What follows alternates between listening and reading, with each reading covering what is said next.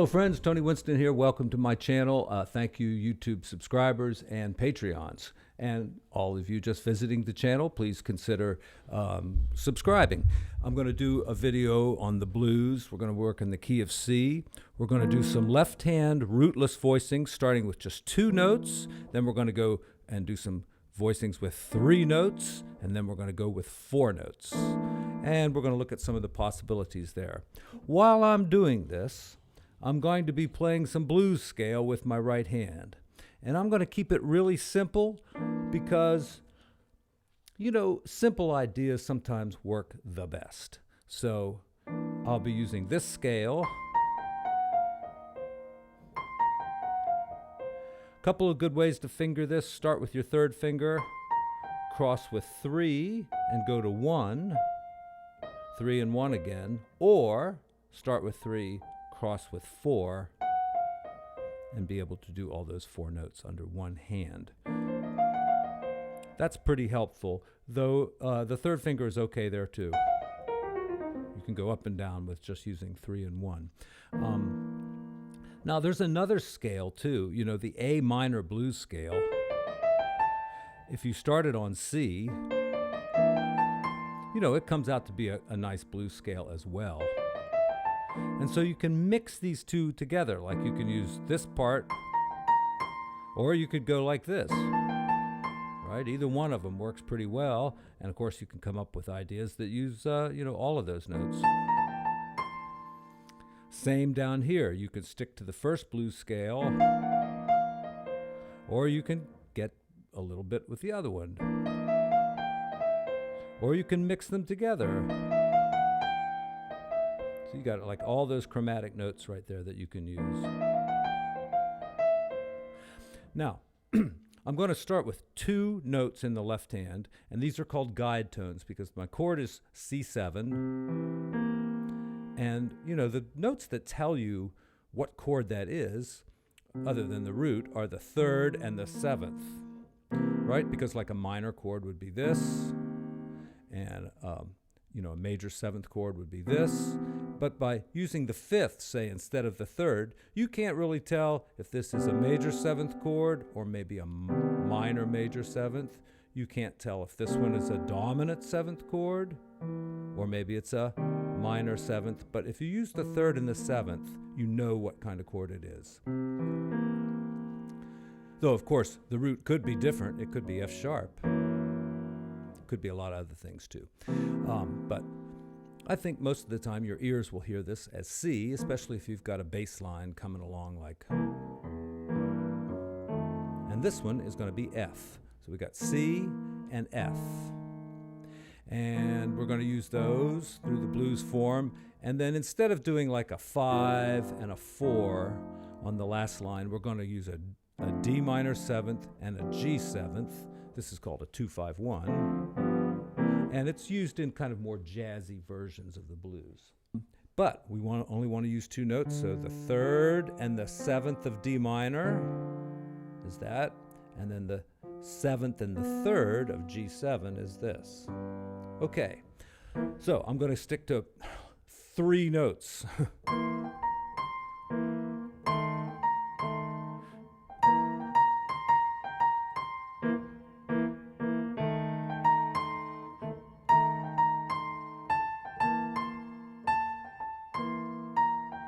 Here's the D minor. Here's the G7.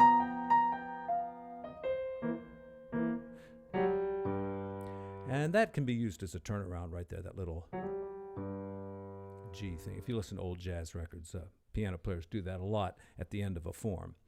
Okay. Let's explore the blues scale a little bit. And this time I'm going to use the regular blues scale. And I'm going to limit myself just between these 2 notes, between C and C. Can't go up higher, can't go down lower. Why? Just, you know, to force myself to come up with something good right here.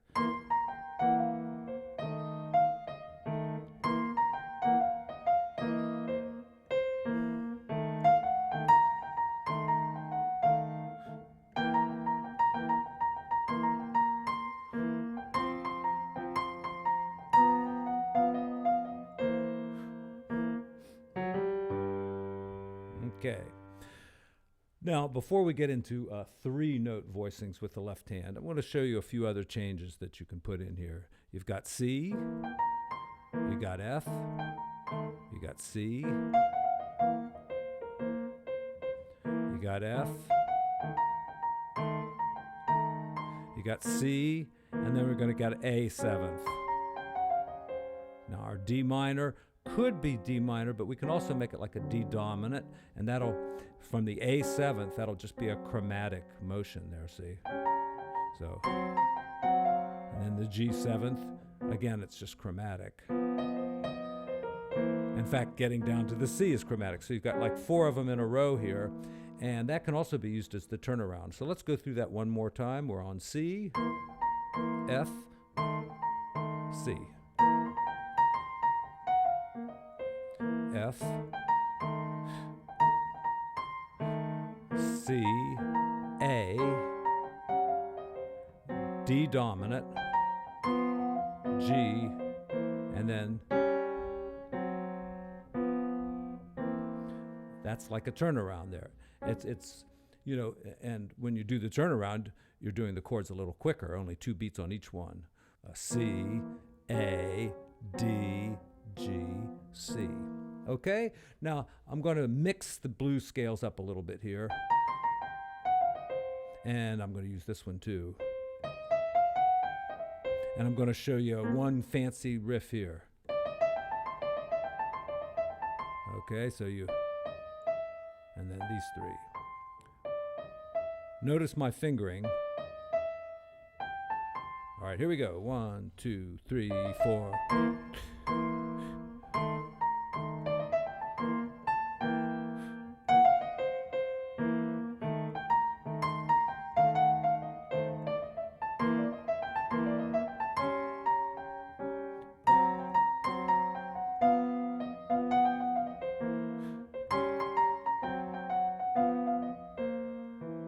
Okay, let's start adding the 3rd voice. So I got the 3rd, the 7th, I'm going to put the 9 in.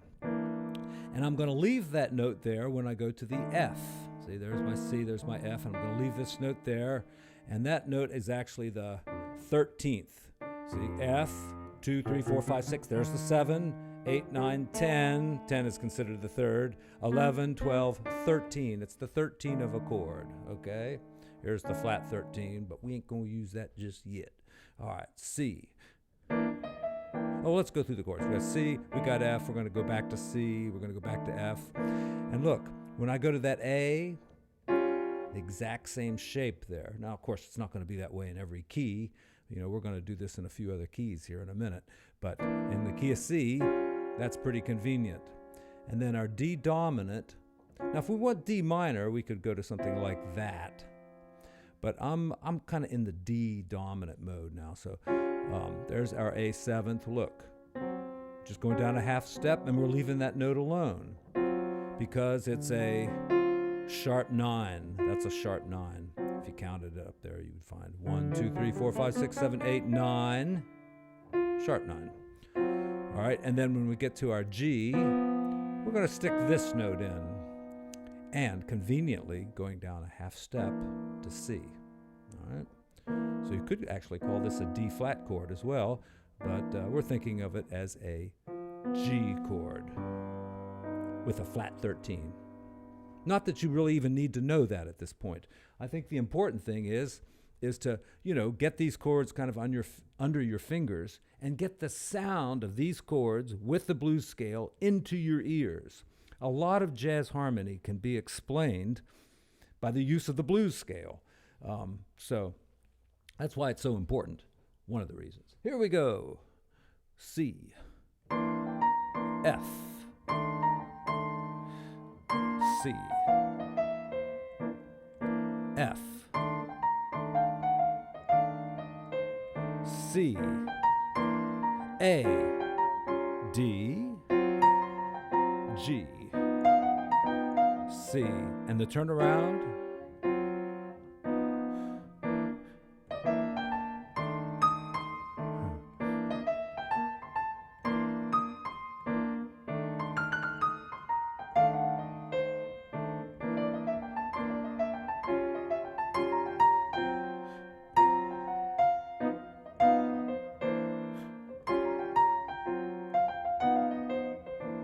Okay, I think I stuck to the chords I was talking about.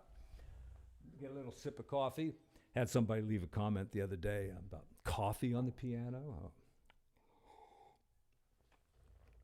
My friends, I have spilled coffee into my piano, and I can take this piano apart, pull the action out in about 10 seconds, and I can run to the kitchen and get a towel and clean it up, and then get the hair dryer and clean that up, and it's a big hassle.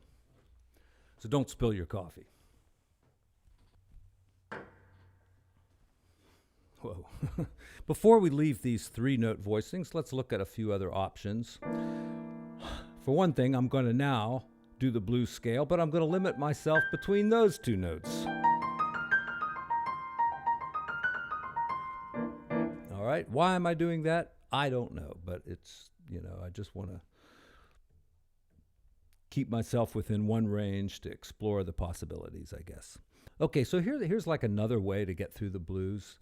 It's got a little bit more complexity to it, but still pretty simple.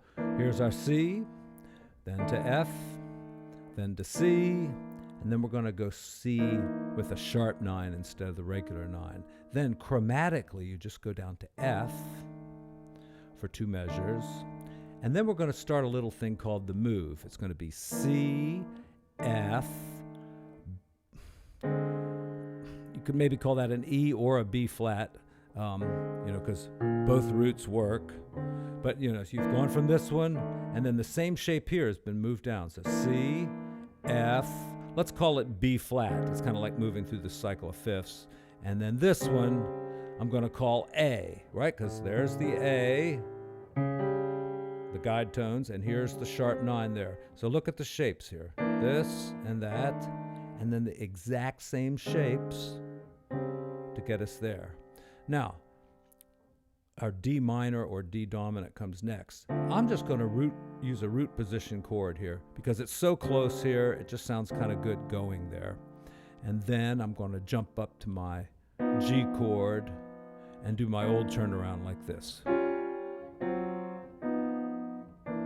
Okay, so here we go. And I'm going to stick in this part of the scale now. See, that's still the C blues scale. I'm just starting on G and ending on G. And the other one would be like, well, I use both of them there. All right, any good riffs we can get here? That's almost like doing a blues in A. Right?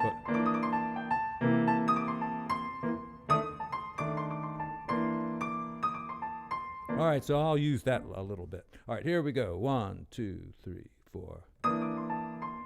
F. C. And C sharp 9. F. C, F, whatever, and A.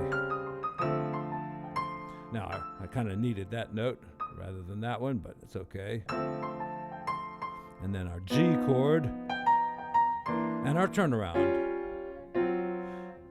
All right, here we go again.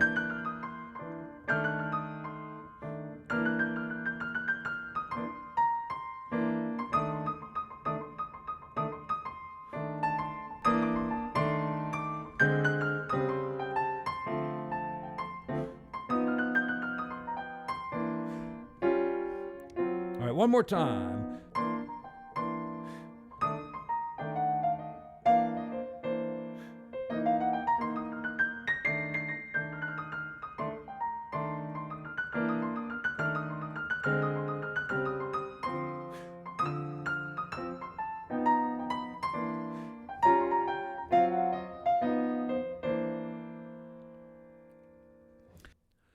All right, let's take a look at the 4-note voicings. We're going to use the 3-note voicings to start with, and we're going to add a note here. That's the 13 of the chord. All right, see, it's a C chord. Yeah, and then F, we'll use this. That's our 3-note voicing. We're going to add that note right there. Then we're going to go back to C. But when we do our sharp 9, we're going to have to flat the 13 too. And then, conveniently enough, we just go down a half step to F, all right? And since I'm using a 4-note voicing now for my second bar of F, I don't think I'm going to do that. Let's just play 2 bars of F. You know, you could go to F minor for the second bar too. You could go to a diminished chord, but I'm just going to stick for F for now. And then I'm going to do that same thing. Okay, here's what it sounds like with the bass notes in there.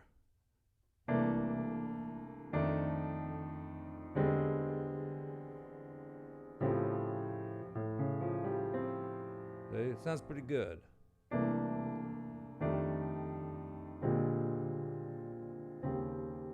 Different bass notes give it a different sound too. So, you know, it gives your bass player a lot of freedom as well. See, I can go C, F, B flat, A. These are all dominant chords. Or I could go C, B, E, E flat. And all of those take us right to that D minor or a D dominant if you prefer. And really any combination of that, you know, you can go C, F, B flat, E flat. You could go C, F, E, A, C, F, E, A, C, B, B flat, A. You know, it's tritone substitution is what's going on there. But you don't have to think about it that much because you're just doing these 4 chords. And it gives the bass player a ton of different options on which way to go, and they'll all sound good. And then we're going to get to D minor. There's our 4-note voicing, but let's do it this way instead. That's a rootless voicing. And I'm going to do this one for G. All right, now this is very kind of happy jazz sounding. And then we'll use our same little turnaround that we did before, but this time, really should be that. Let's try that again. This one, this shape, and then this was kind of a hard one for me to play. For some reason, I have a hard time doing that. And you know, it doesn't mean you have to use a 4-note voicing the whole way through. You could do 4-note voicing, then a 3-note voicing, then a 2-note voicing. Why not? All right, here we go. 4-note voicings. Well, let's play the 4-note voicings. 1, 2, 3, 4.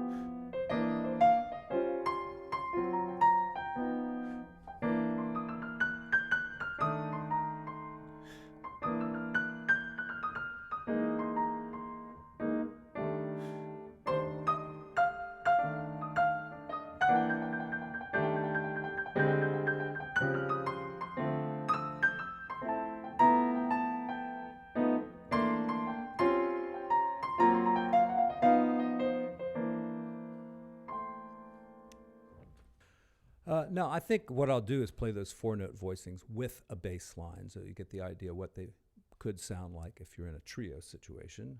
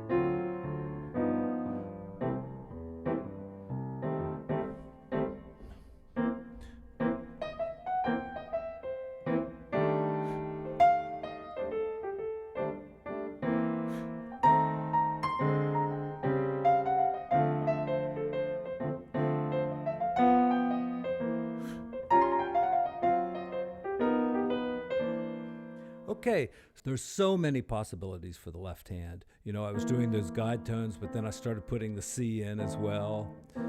And I did a couple other variations in there, some other ideas.